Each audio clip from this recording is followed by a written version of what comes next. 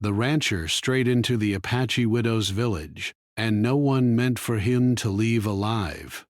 John Fletcher had always been a man of the land, born and raised in the dry, rugged stretches of Arizona. He knew the smell of sagebrush, the feel of the sun on red rocks, and the sound of wind whistling through the canyons. Ranching had been in his family for generations. His father had taught him how to handle horses, mend fences, and track cattle across the wide open plains. By the time John was 35, he had a reputation as a reliable and tough rancher. But even with all his experience, he had never seen every corner of the high desert, and he had learned, sometimes too late, that the land could be unpredictable.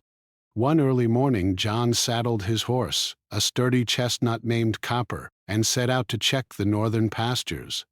The sun was just peeking over the horizon, casting long shadows across the golden grass. The air smelled fresh, sharp with the coolness of dawn. John loved mornings like this.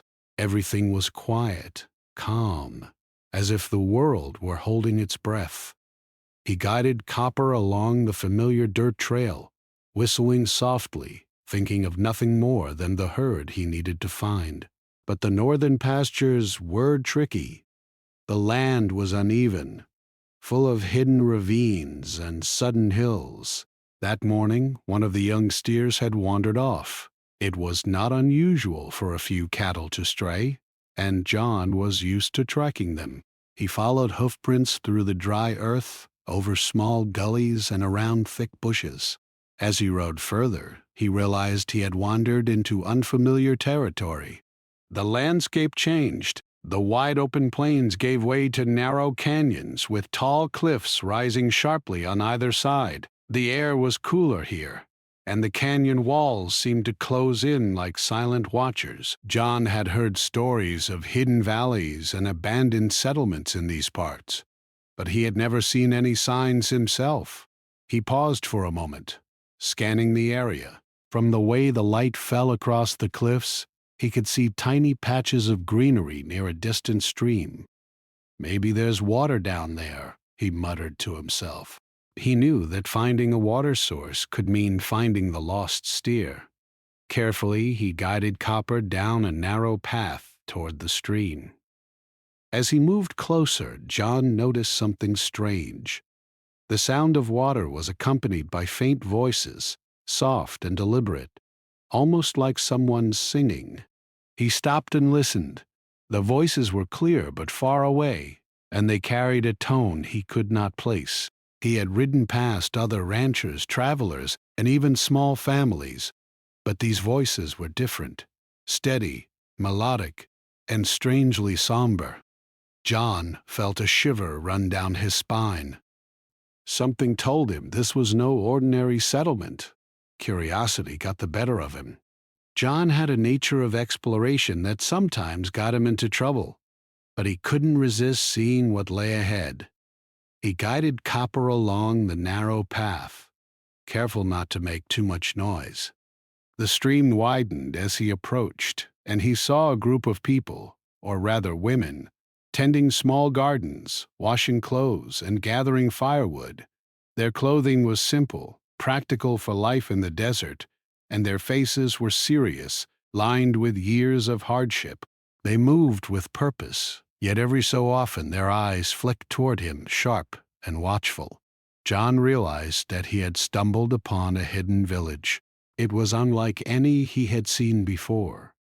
The women lived in small, well-kept dwellings made of wood and stone, arranged carefully along the stream. Smoke rose from a few chimneys, carrying the scent of cooking food. It was a village that had survived on its own, hidden from the world, and the presence of an outsider like him must have been shocking. John's heart beat faster. He knew he should turn back, but he was also fascinated. He dismounted and tried to make himself appear non-threatening. "Hello," he called softly. "I mean no harm." "I'm just looking for a lost steer." There was no immediate response. The women continued their work, but their glances were sharp. measuring as if they were trying to decide what kind of man he was. John waited, hoping for a sign of welcome, but none came. The air was tense. He could feel their silent judgment pressing down on him. John realized that this was not a place where strangers were taken lightly. He had to be careful. He knew he needed water for Copper and perhaps for himself, but he could not simply barge in. So he dismounted, tying Copper to a nearby tree, and approached slowly. "I'm sorry if I've intruded," he said. "I'll leave if I've caused trouble. I just need to rest a little and give my horse some water." One of the women, older than the rest, paused her work and stepped forward. Her face was lined but strong, her eyes sharp and unflinching. She said nothing at first, just looked at him for a long moment. John could feel the weight of her gaze. He noticed that the other women had stopped their work, forming a loose circle around the small clearing where he stood. It was as if the entire village had turned its attention to him. Finally, the older woman spoke. Her voice was low but steady. "This is not a place for strangers," she said. John nodded quickly. I understand. I'll go if that is what you wish. I did not know anyone lived here." The woman studied him for a few more moments, then motioned slightly toward the stream. John took it as a cautious invitation. He knelt by the water, giving Copper a chance to drink, all while keeping his eyes on the villagers. As he looked around, John noticed details that told him about their lives. The gardens were full of vegetables and herbs, showing careful planning. Small tools lay neatly arranged outside the houses. There was no sign of men, a detail that puzzled him. The villagers moved efficiently, as if they had learned to manage everything on their own. He wondered why. Perhaps they had lost their husbands or sons to the hardships of frontier life. John did not want to overstay his welcome. He finished watering Copper and prepared to leave, but something inside him urged caution. He needed to understand this place, at least a little, before he went. "I am John Fletcher," he said softly. "I come from a ranch a few miles north. I didn't mean to intrude. I promise I'll leave after I find my cattle." The older woman's eyes narrowed slightly, but she did not interrupt. John sensed that she was deciding whether he could be trusted, a decision that could very well determine whether he would leave safely or not. For a moment, the wind carried a strange quiet over the canyon. The women returned to their tasks slowly, but their attention did not fully leave him. John realized that he was in a delicate situation. This was no ordinary village. It had its own rules, and breaking them, even unintentionally, could be dangerous. He resolved to be respectful and cautious. He helped Copper finish drinking and then stepped back, giving the villagers space. John's curiosity was strong, but so was his instinct for self-preservation. He decided he would observe, learn, and leave quickly. Yet deep down he felt a strange pull toward this hidden place. It was a mixture of fear, respect, and fascination. He had stumbled into something extraordinary, a village shaped by its own history and determination, hidden away from the rest of the world.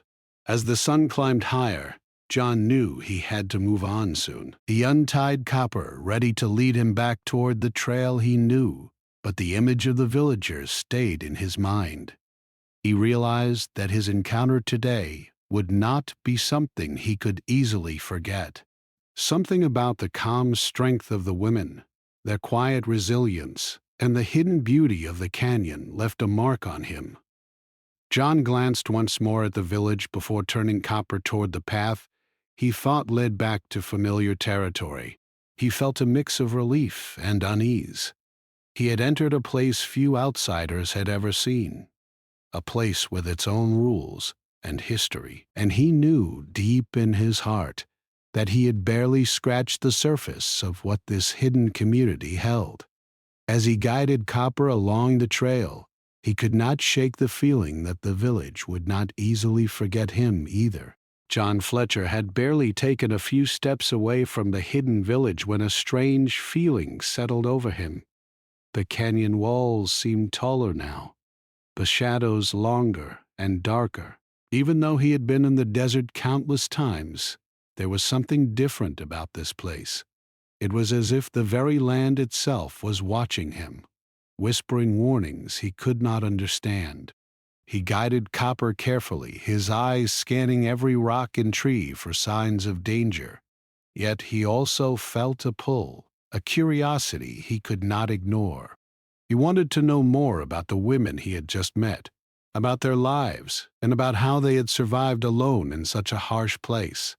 As he walked along the narrow trail, John tried to make sense of the day's events. He remembered the wary glances of the women, the serious, watchful eyes of the older village leader, and the quiet efficiency with which the villagers went about their chores. They had lived here for years, hidden from the outside world, and their lives were built around survival, discipline, and trust. And strangers, clearly, were not welcome. John understood that now, but he could not help feeling that he had only seen a small piece of their story, like looking at a painting from across a gallery and guessing its meaning. He decided to camp for a while along the trail. Copper needed rest, and John needed time to think. He found a small, shaded clearing near the edge of the canyon and tied his horse to a tree. He unpacked some provisions from his saddlebag, a loaf of bread, some dried meat, and water, and ate slowly, careful not to make too much noise. Every rustle of leaves or snap of a twig made him jump. He knew the village women might be watching, or maybe some other unseen presence in the canyon. It was hard to tell. The desert could be full of surprises, and sometimes a wrong step could be dangerous. As the afternoon sun climbed higher, John heard the faint sound of voices carried by the wind. At first he thought it might be his imagination, but then he recognized it, the soft, deliberate tone of the women's songs from the village. The melody was sad yet strong, filled with history and memory. It was as if the canyon itself held their voices, echoing off the rocks in a way that made John's chest tighten. He realized that these women were not just surviving. They were holding on to something sacred, something powerful. Their songs were a connection to their past, a reminder of the lives they had lived, and perhaps a warning to outsiders. John felt a mixture of awe and fear. He had wandered into a world completely unlike his own. In his ranching life, people relied on strength and skill to survive. But here, survival seemed to come from unity, discipline, and an unspoken understanding of the land and its dangers. He wondered about the men the villagers had lost. He thought about the stories he had heard from neighboring settlements, tales of battles, raids, and disappearances, and realized that this hidden village might have its own rules of justice, rules shaped by grief and experience. As he rested, John noticed movement along the canyon path below. Two young women appeared, walking toward a small cluster of wildflowers near the stream. They carried baskets and worked quietly, their steps careful and measured. John watched them from a distance, trying to appear calm. He felt a strange mix of emotions, admiration for their resilience, fear of offending them, and curiosity about their lives. The more he observed, the more he realized that every action in this village had meaning. Nothing was careless. Even their silence carried weight. Night approached, and John knew he needed to make a decision. He could not stay out here indefinitely. The canyon grew dark quickly, and the desert night could be unforgiving. He considered going back, but the thought of returning the way he had come made him uneasy. He did not want to anger the villagers by showing fear or disrespect. Instead, he decided to continue along the path, keeping a careful distance from the village. He hoped to find a safe place to camp farther away where he could rest without causing alarm. As he moved, John's thoughts wandered to the life he had left behind. His ranch was several miles north, filled with cattle, fences, and the familiar rhythm of daily work. Yet here, in the shadow of the canyon cliffs, everything felt different. Time seemed slower, heavier. He felt more aware of every sound, every movement, every shadow that passed over the rocks. It was as if the desert itself was alive, and he was a visitor in a world that demanded respect. Suddenly a sound broke the quiet, the sharp snap of a branch somewhere above him. John froze. Copper whinnied softly, sensing his rider's tension. He scanned the rocks and cliffs around him, looking for the source. Nothing moved, and the wind carried only the faint rustle of leaves. Still, he could not shake the feeling that he was being watched. The memory of the villagers' glances, especially the older woman's, returned to his mind. He realized that this was more than caution. It was protection. They were guarding their home, their history, and their way of life. And he had intruded, even if unintentionally. John pressed on carefully, descending a narrow path toward a lower part of the canyon. The shadows lengthened and the air grew cooler. He noticed signs of wildlife, tracks of deer, lizards darting between rocks, and the distant call of a coyote. The canyon was full of life, yet it held hidden dangers as well. A misstep could mean a broken leg, or worse.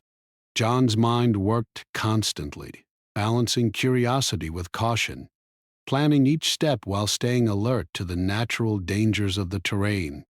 By late evening, John found a small alcove near the base of a cliff that offered some shelter from the wind. He set up a makeshift camp, tying copper securely and preparing a small fire.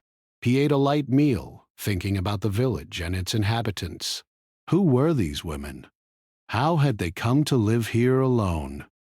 Why had they allowed him to see their village but not welcome him fully? John did not know the answers, but he felt certain that this encounter would not leave his life unchanged. As night fell, John lay beside the fire, listening to the canyon's sounds. The wind whispered through the cliffs, carrying faint echoes of the women's voices from earlier. He thought about the stories he had heard from neighboring ranchers and travelers, tales of lost men, of hidden villages, and of people who lived by their own rules. Suddenly, the warnings he had ignored earlier seemed more real. This was not just another canyon. It was a world shaped by history, grief, and careful survival. He felt a deep respect for the women who lived here, even as fear crept in. Sleep came slowly. John was aware of every movement, every whisper of wind, and every faint sound from the village above. His mind replayed the events of the day, trying to understand the unspoken rules of this hidden community. He knew that the next day would be critical. He would need to decide whether to continue exploring, attempt communication, or leave entirely. And he understood that the villagers would be watching, judging, and waiting to see his next move. Morning arrived with the soft glow of dawn. John awoke to the sound of copper stirring and the faint calls of birds in the canyon. He stretched and prepared for the day, feeling the weight of what lay ahead. The village was not far, and he knew that every choice he made would carry consequences.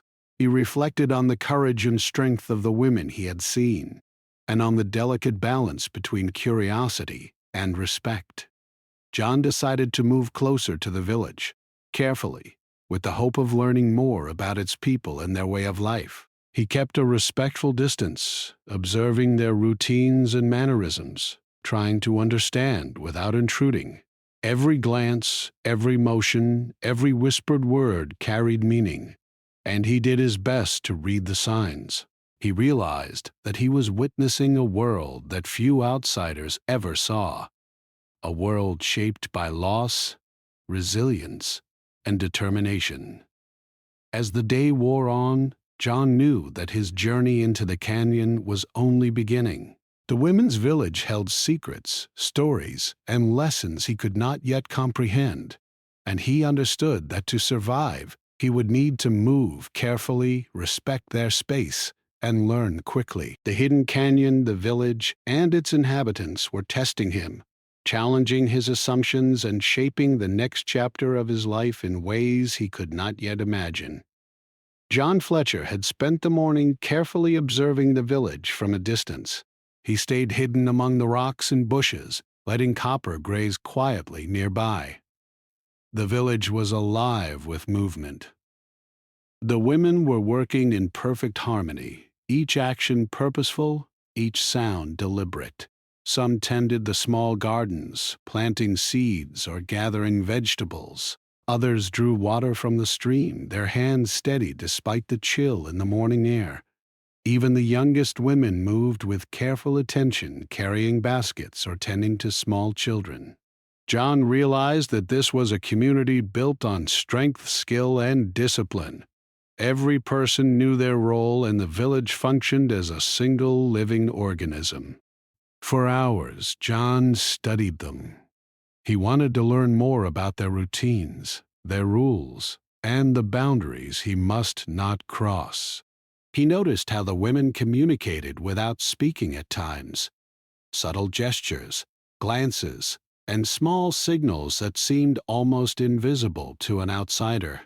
He understood that this silent communication was important, a way to maintain order and safety in a place where every action could matter. Yet the more he observed, the more he felt a mixture of fascination and fear. He had come looking for a lost deer, but he had stumbled into something far more complex, a hidden society that valued trust above all else. By midday, John realized he had been out in the sun for too long. He found a shaded alcove near the edge of the village, careful to remain unseen. He drank water from his canteen and took a small piece of bread, reflecting on what he had learned. The women's skill and coordination were impressive, but he also noticed moments of quiet sorrow. When the children played near the stream, some of the older women would pause and watch, their faces softening, almost as if they were remembering someone who was gone. John understood then that this village was shaped not just by survival, but by loss. The women here had endured hardships he could barely imagine, and yet they had built a life together, protected by secrecy and unity.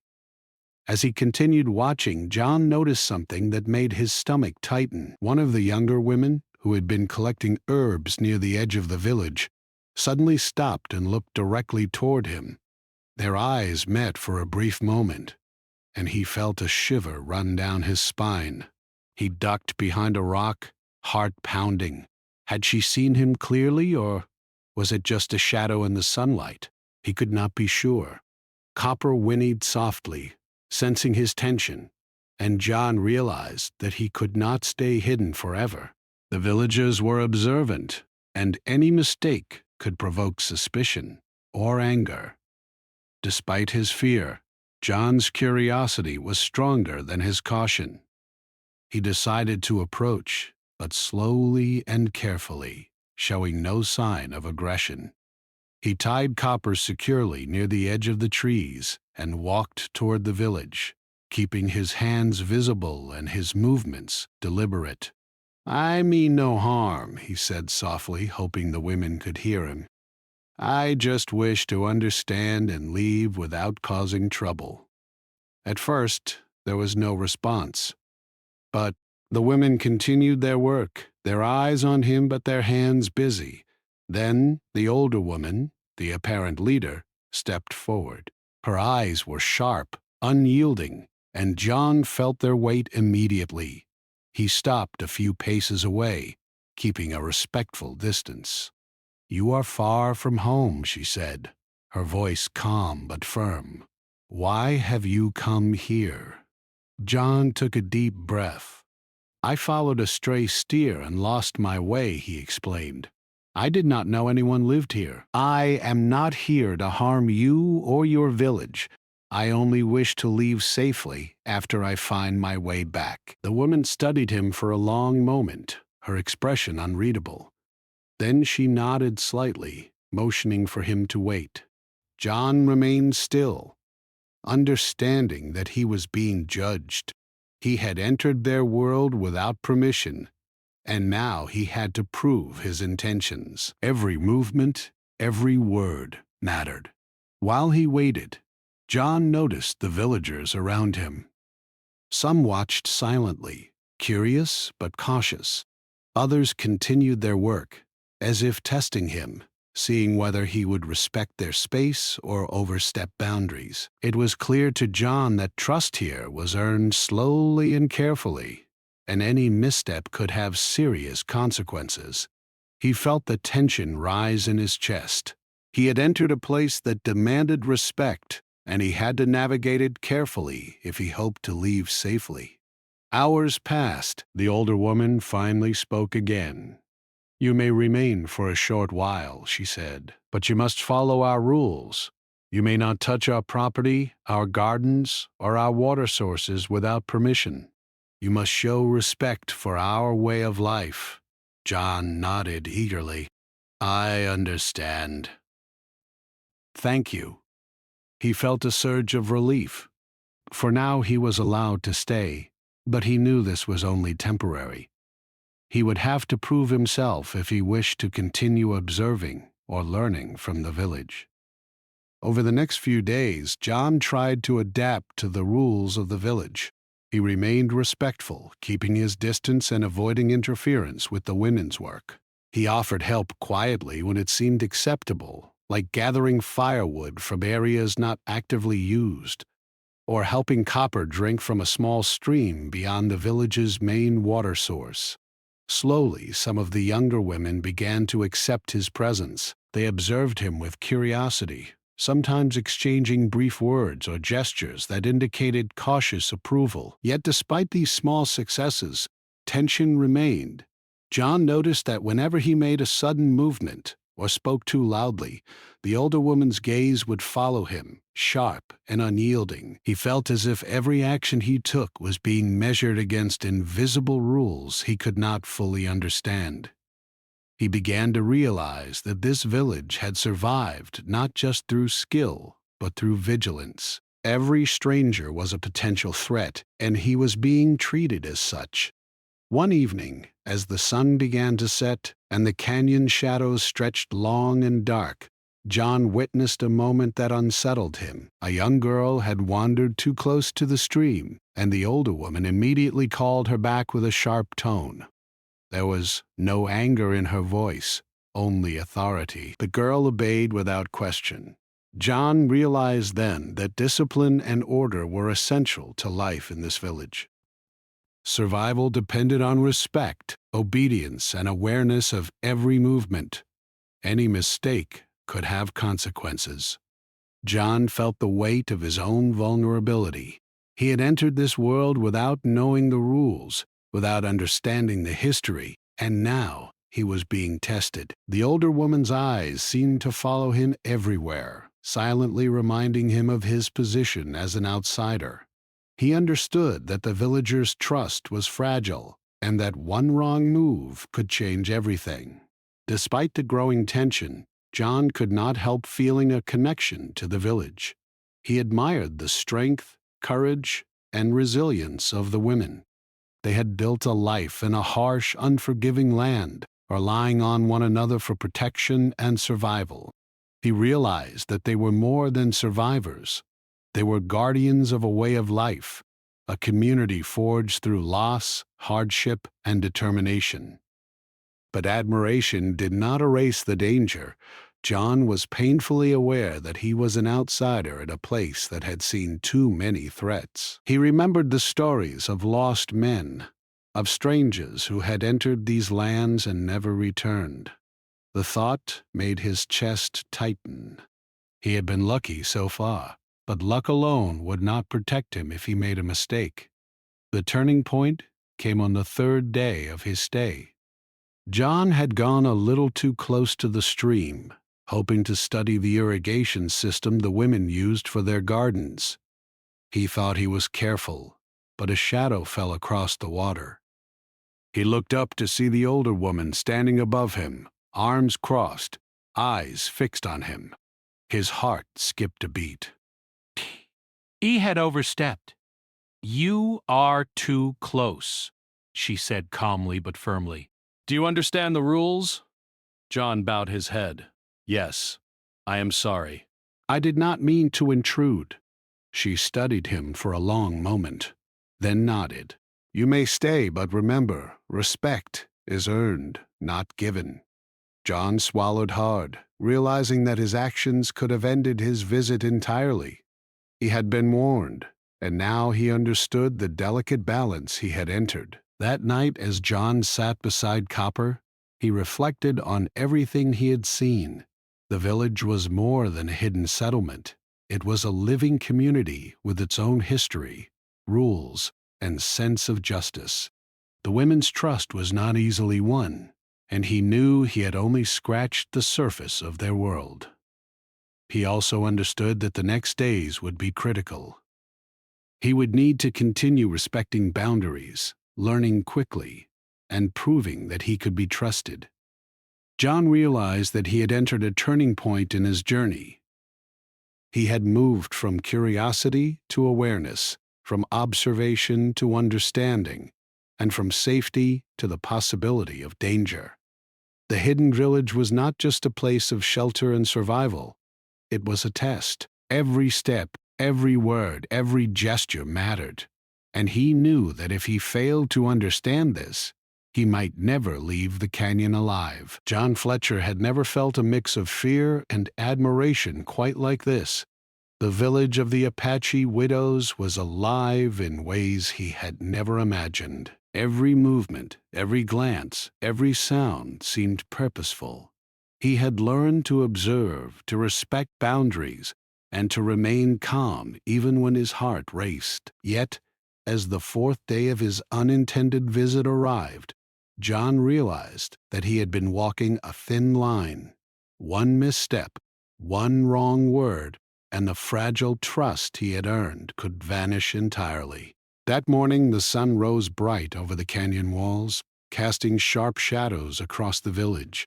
John had stayed closer than usual, hoping to see more of the women's daily routines. He was fascinated by their skills, the way they carried water, repaired tools, and organized their small gardens with quiet precision. But curiosity, he quickly learned, was dangerous here. He had begun to notice subtle signs: the older woman's watchful eyes, the quiet tension in the younger women's movements whenever he approached, and the way the children seemed to sense his presence but stayed close to their mothers. John was walking along a narrow path above the village when he heard a sudden noise behind him, a loud crack like the snap of a branch. He froze, heart pounding. Copper whinnied nervously beside him. From the edge of the trees he saw movement, a group of women, armed with long sticks and carefully sharpened tools, stepping into the path. Their eyes were steady, their posture deliberate. They had noticed him. John's mind raced. He raised his hand slowly, showing he meant no harm. "I mean no harm," he said softly, hoping his voice conveyed honesty. "I only wish to observe. I will not interfere." The women did not respond immediately. Their eyes followed him closely, reading every movement, every expression. It was a silent standoff. John realized that he had strayed too close to their private space, and now they were testing him. The older woman appeared from the center of the group, her face calm but commanding. She stepped closer, her eyes fixed on John. "You are too far from your place," she said. Her voice was steady, but it carried the weight of authority. "You do not belong here. Yet you linger, and you watch. Why?" John swallowed hard, choosing his words carefully. "I am sorry," he said. "I did not intend to overstep." I only wish to learn about your ways and leave without causing harm. I respect your village and your rules." For a long moment, there was silence. John could feel the eyes of the women on him, the tension in the air almost palpable. Then the older woman spoke again, her voice quieter this time, but still firm. "Intentions are not enough. Actions are measured, and consequences follow. You must understand that this is not a place for strangers." John nodded, understanding the gravity of her words. He had entered a world that followed its own rules, rules that were strict, protective, and absolute. The standoff continued as John slowly took a step back, keeping his hands visible. The women did not move closer, but their presence was enough to make him feel trapped. He realized that he was being judged, not just for his words, but for every small gesture. The older woman's eyes never left him. He understood that any misstep could provoke a reaction he might not survive. Suddenly, a child ran toward the path, chasing a small animal. One of the women reacted immediately, calling the child back with a sharp, commanding tone. The child obeyed without hesitation. John realized then that this was more than discipline. It was survival. Every action had meaning, and every mistake could have serious consequences. The older woman turned back to him, and John felt the weight of her gaze, as if it were pressing on his chest. He remembered the stories he had heard in the nearby settlements, tales of hidden villages, of strangers who had wandered too close and never returned. He realized that he had come dangerously close to repeating those stories. His curiosity had nearly cost him dearly. Yet, in that moment of fear, he also felt a strange admiration. These women were not just protecting their village, they were protecting a way of life, a history, and a community built from loss and strength. John lowered his gaze and spoke carefully. "I understand. I will stay away. I will not interfere. I only wish to leave safely." The older woman studied him for a long moment. Then slowly she gestured with her hand, indicating that he could step aside. "Move carefully. Every step counts. Your presence is tolerated, but only because you have shown some respect." John nodded, relief flooding him, but he remained cautious. He knew that tolerance was fragile here. As he moved along the path, John noticed subtle changes in the women's behavior. Some of the younger women watched him from a distance, whispering quietly among themselves. Their expressions were a mixture of curiosity, suspicion, and wariness. John realized that his presence had become part of their world, even if he was not fully accepted. He had become a test, a challenge that they were observing closely. By midday, the tension reached a peak. John had gone slightly off the path to examine a natural spring that fed the village gardens. The older woman appeared suddenly, as if she had materialized from the rocks. Her presence was commanding, and the younger women flanked her, forming a protective line. John froze, understanding that he had overstepped again. The weight of the moment was intense. He could feel his pulse in his ears, and Copper shifted nervously beside him. "You are too close to what is ours," the older woman said calmly, but there was steel in her voice. "You do not belong here, yet you linger." "Why?" John spoke slowly, carefully, trying to convey honesty and respect. "I am sorry. I did not know. I only wish to observe and understand. I will not interfere or touch anything without permission. Please, I do not want trouble." The woman's eyes studied him, searching for signs of deceit. The silence that followed was heavy, almost unbearable. John could feel every second stretching, every heartbeat echoing in the canyon. The other women remained still, alert, their hands ready but relaxed. It was a test of character, a moment that could determine whether he was allowed to leave peacefully or forced to face consequences. Finally, after what felt like an eternity, the older woman spoke again. "You may step back, but know this: trust is fragile. Every action has meaning. Every word carries weight." Ah. Do not forget that. John bowed his head, swallowing hard. "I understand." "Thank you." Relief and tension mixed inside him. He knew he had survived the most dangerous moment yet, but he also realized that the village's tolerance was not endless. That evening, John reflected on what had happened. He sat beside Copper, the horse quietly grazing, and thought about the hidden village. The women's skill, discipline, and vigilance were extraordinary. They had built a life in a harsh, unforgiving environment, and every action they took was carefully measured to ensure survival. John understood now that his presence had been a test, not just of his intentions, but of his ability to respect boundaries and navigate a world governed by its own rules. As darkness fell over the canyon, John prepared a small camp at a safe distance from the village. The wind whispered through the cliffs, carrying faint echoes of the women's voices. He thought about the standoff earlier in the day, about the older woman's calm but unyielding authority, and about the way the younger women had watched him closely. He realized that he had entered a world where respect, observation, and careful action were more important than strength or skill alone. John knew that the next day could bring new challenges. He had survived the most intense moment yet, but he also understood that the village was not a place for carelessness. Every step he took, every glance he made, and every word he spoke would be observed and judged. The hidden village was a living, breathing community with its own history, and he was an outsider who had narrowly avoided provoking danger.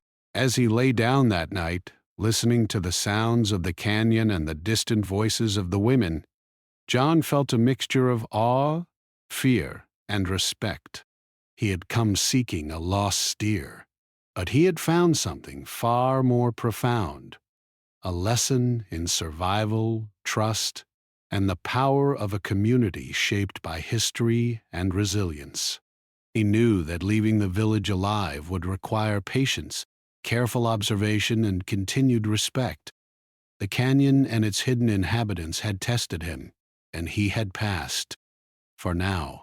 But deep in his heart, John knew that the true test was yet to come. The village had accepted his presence cautiously, but one mistake could undo all he had learned. The standoff had been a warning, a reminder of the fragile balance between trust and danger. He understood that his journey through the canyon and through the lives of these extraordinary women was only beginning, and he knew that he would have to be careful, clever, and respectful if he hoped to leave the Apache widow's village alive. The next morning, John Fletcher woke with a mixture of anticipation and caution. The canyon was quiet, bathed in the soft light of dawn. Birds called from the cliffs above, and the wind whispered through the rocks, carrying the faint scent of sagebrush and wildflowers. John knew that today would be different. He had learned the rules, observed the village, and survived the tense moments of the previous days. Yet he also knew that he could not stay. The hidden Apache widow's village was not a place for strangers to linger indefinitely. If he wanted to leave safely, he would need careful planning, respect, and patience. John untied Copper and gave the horse a moment to stretch its legs. The chestnut moved cautiously, as if sensing the tension in the air. 2. John patted him gently. "We need to be careful today, Copper," he whispered. The horse whinnied softly in response, and together they prepared to move. John had spent days observing the villagers' routines, understanding the paths they used, and noting the times when the women were most attentive. He knew that if he moved carefully, he could navigate the canyon without provoking suspicion or anger. As he began walking along a narrow ridge overlooking the village, John took slow, deliberate steps. He kept Copper close and avoided sudden movements. From this vantage point, he could see the village below, the small stone and wooden houses, the gardens, the streams, and the women working with quiet efficiency. He noticed the older woman standing near the center of the village, her eyes scanning the area as if she could sense every movement in the canyon. John felt a chill. He had come to respect her authority, and he knew that any misstep could undo the fragile trust he had earned. He paused behind a large boulder to plan his path. He had noticed a narrow, less traveled trail leading out of the canyon, partially hidden by thick bushes and rock formations. If he could reach that path without being seen, he would have a clear route back to familiar territory. He studied the distance, the shadows, and the villagers' positions carefully. Timing would be everything. One wrong move, and he could find himself confronted again, or worse, blocked from leaving. John waited, observing the rhythm of the village. The women were busy with chores, some carrying water, others tending the gardens, and a few sitting quietly, weaving or mending tools. He noted that the older woman occasionally glanced in his direction, her posture upright and commanding. John felt a mixture of fear and admiration. She was a leader who had guided this village through loss and hardship, and her presence alone kept order and vigilance alive. He realized that escaping without disrespecting her or the village would require more than just caution. It would require respect and awareness. As the sun climbed higher, John saw an opportunity. Several younger women had moved toward the stream, leaving the center of the village less observed. He slowly guided Copper along the ridge, keeping low and silent. The horse moved carefully over rocks and uneven terrain, and John's eyes darted constantly, checking for any sign of notice from the villagers below. The tension in his chest was nearly unbearable, but he focused on each step, each decision, as if his life depended on it, which, in a way, it did. Halfway to the hidden trail, a sudden noise startled him. The snap of a branch beneath a small animal. John froze, heart racing. From below, he saw the older woman glance in his direction. Her eyes narrowed slightly, and John felt a rush of fear. Could she sense him? Had she noticed the movement? He remained still, holding his breath, hoping that the distance and the shadow of the rocks would conceal him. Slowly, the woman's gaze shifted, and she returned to her work, seemingly satisfied that nothing was amiss. John exhaled quietly, relief mixing with the lingering tension. Carefully, he guided Copper along the final stretch to the narrow, hidden trail. The brush was thick, and the rocks were uneven, but John's hands were steady, and Copper moved with surprising sure-footedness. Every step brought them closer to freedom. Yet John could not ignore the lingering fear that someone might notice. He thought about the villagers, their strength, their vigilance, and the deep bond that had kept this hidden community alive. He felt a strange admiration for their resilience and discipline. Finally, John and Copper reached the trail that would lead them out of the canyon. He paused to look back one last time at the village below. The women were small figures, moving among the rocks and gardens, working together with quiet purpose. The older woman stood in the center, her posture still commanding, her eyes scanning the area as if she knew every detail. John realized that this village would remain in his mind forever, a place of strength, history, and carefully guarded secrets. He guided Copper down the trail, moving slowly to avoid drawing attention. The canyon walls gradually opened, and the familiar high desert stretched out before him.